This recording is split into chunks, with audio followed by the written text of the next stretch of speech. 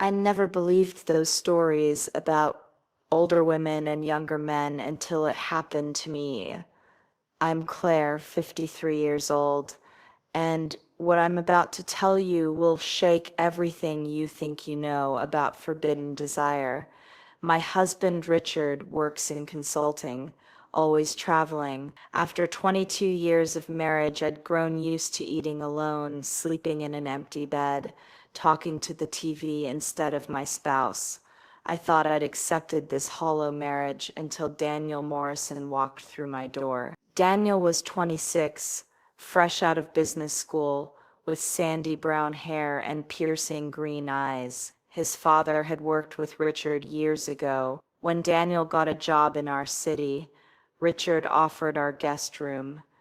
Good to have energy in the house, Richard said from Denver. Kid needs a place while apartment hunting. Couple weeks max. If only I'd known what those weeks would do to me. Daniel arrived Tuesday evening while Richard was in Chicago. I expected some awkward college kid, but the man at my door made my breath catch. Tall, broad-shouldered, with a smile that could melt ice. Mrs. Patterson, I'm Daniel Morrison.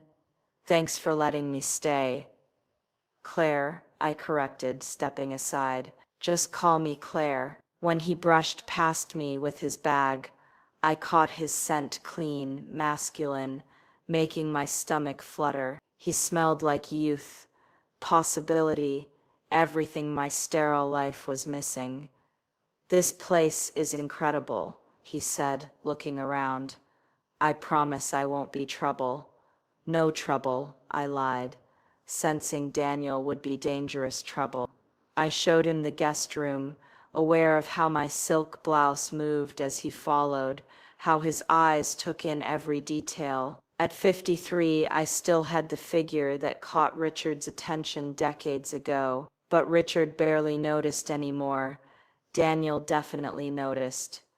Perfect, he said, setting his bag down. Really, Claire, I can't thank you enough. The way he said my name made my belly tighten. I brought wine as thanks. Maybe we could share it over dinner. I should have said no. Instead, I'd like that very much. 2 hours later, we sat across from each other at my dining table, sharing chicken marsala and Chianti. The candles I'd lit cast warm light over his handsome features. Tell me about yourself, Daniel, I said, wine making me bold. What brings you to our quiet suburb? Quiet, he laughed, a rich sound warming my chest. Nothing about tonight feels quiet. His eyes met mine. This dinner, this conversation, you not what I expected. Heat crept up my neck. When had a man last looked at me like that? You're quite the charmer, I said, sipping wine. But I'm old enough to be your mother.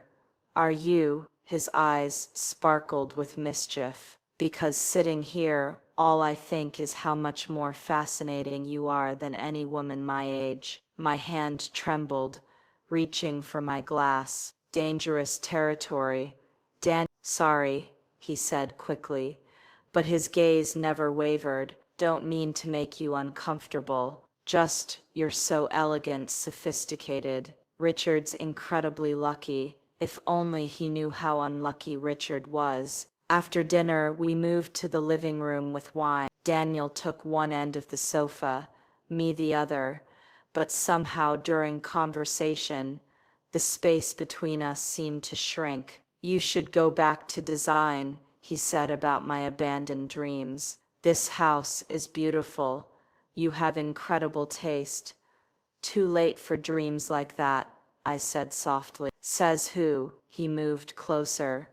Claire, you're remarkable. Don't settle for less than everything you want. The air felt electric, dangerous. I stood quickly, collecting glasses with shaking hands. Should clean up, I said. You probably want to get set. He stood too, moving closer than necessary to hand me his glass. Our fingers touched and lingered. We stood barely 2 feet apart, his green eyes searching my face. Claire, he said softly, voice rough. Yes, I whispered, barely breathing. Thank you for tonight, for making me feel welcome. Haven't felt this connected to someone in a long time. I couldn't find my voice with him so close. He leaned down slowly, pressing his lips softly to my cheek. Should have been innocent, but nothing felt innocent. His lips lingered warm against my skin, and when he whispered good night in my ear, his breath sent shivers through me. I stood frozen in my living room long after he'd gone upstairs, my cheek burning where his lips had touched. What the hell had I gotten myself into? I barely slept that night. Every time I closed my eyes, I felt Daniel's lips on my cheek, heard his voice whispering in my ear. When I finally dragged myself downstairs at 7 a.m., he was already in my kitchen, shirtless, wearing only gray sweatpants that hung low on his hip. My mouth went completely dry. His chest was perfectly sculpted, lean, defined, with just enough dark hair trailing down his abs to make me dizzy. He looked up from the coffee maker with that devastating smile. Morning, Claire. Hope I didn't wake you. Not at all, I managed, trying not to stare at his bare torso. Coffee smells amazing. I make it strong, he said, moving behind me to reach for mugs from the cabinet. His chest brushed against my back as he reached up, and I felt heat radiating from his skin. You seem tense. Everything okay?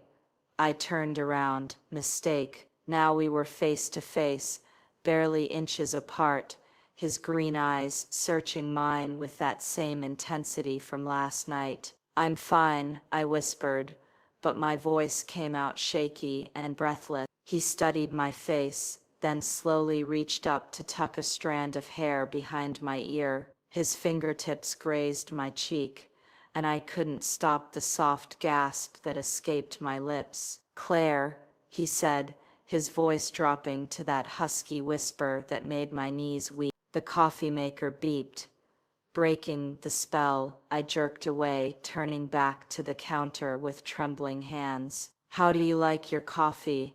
I asked desperately. However you make it is perfect, he said, and I could hear the smile in his voice. We sat at the kitchen table, and I tried to focus on anything other than the way his lips curved around the coffee mug, the way his throat moved when he swallowed. So what's your schedule today? I asked.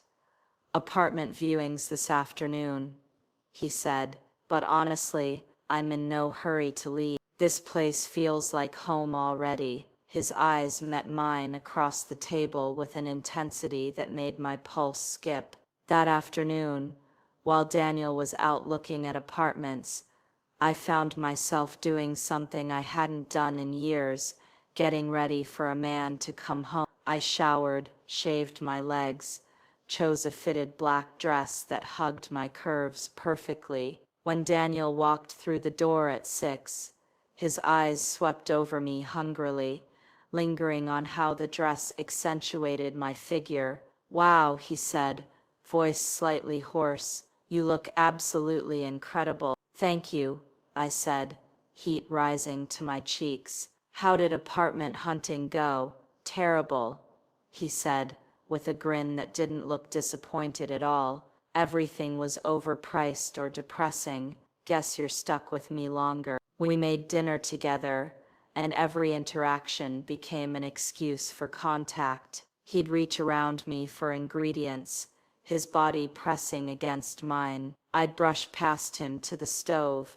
letting my hand trail across his lower back. The kitchen felt electric, charged with tension we couldn't ignore. When I was draining pasta, he came behind me to help, his hands covering mine on the colander. We stood like that longer than necessary, his chest pressed against my back, both breathing heavily. Claire, he whispered, lips close to my ear. What are we doing here? I turned in his arms. Suddenly we were chest to chest, his hands on my waist, mine flat against his chest. I could feel his heart hammering beneath my palms. I don't know, I admitted, looking up into his eyes. He raised one hand to cup my face, thumb tracing my cheekbone. All I know is I can't stop thinking about you. You're driving me completely crazy. Daniel, I breathed, but I didn't pull away. His other hand slid to the small of my back, pulling me closer, until there was no space between us. I could feel every hard line of his body, see the desire burning in his green eyes. Tell me to stop, he whispered, face moving closer to mine, but I couldn't. God help me, I couldn't. His lips brushed mine, soft and tentative at first, then more insistent when I didn't resist. I melted into him, my hands fisting in his shirt, as he kissed me with a passion I'd forgotten existed. When we broke apart, we were both breathing hard. This is insane, I whispered against his lips. I know, he said, resting his forehead against mine. But I've wanted to do that since I walked through your door. My phone rang. Richard's ringtone. We jumped apart like guilty teenagers. Hi, honey, I answered, voice shaky. Hey, babe, Richard's voice crackled through. Just checking in. How's our house guest working out? I looked at Daniel, who was watching me with dark, hungry eyes. He's fine, I said. No problems at all. If only Richard knew what kind of problem Daniel was becoming. That night, I couldn't sleep. Around midnight, I heard soft footsteps in the hallway. My bedroom door creaked open. Claire, Daniel's voice was barely audible. Are you awake? I sat up, heart pounding. In the moonlight, I could see his silhouette in the doorway. I can't sleep either, he said. I can't stop thinking about that kiss. Daniel, we can't. I know we can't, he said, stepping into my room. But I need to tell you something. I'm falling for you, Claire. This isn't just attraction. I think I'm falling in love with you. He sat on the edge of my bed, and I could feel the heat radiating from his body. This is crazy, I whispered. Maybe crazy is what you need, he said. When's the last time someone made you feel truly alive? I couldn't remember. Before Daniel, I'd been sleepwalking through my life. What happens when Richard comes back? I asked. I don't know, he admitted, but right now, it's just us.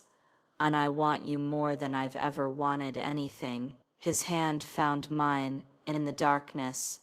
Tell me you feel this too. Instead of answering with words, I kissed him. This time, there was no hesitation, no guilt, just pure need, burning between us. When we broke apart, we were both shaking. Stay with me tonight, I whispered.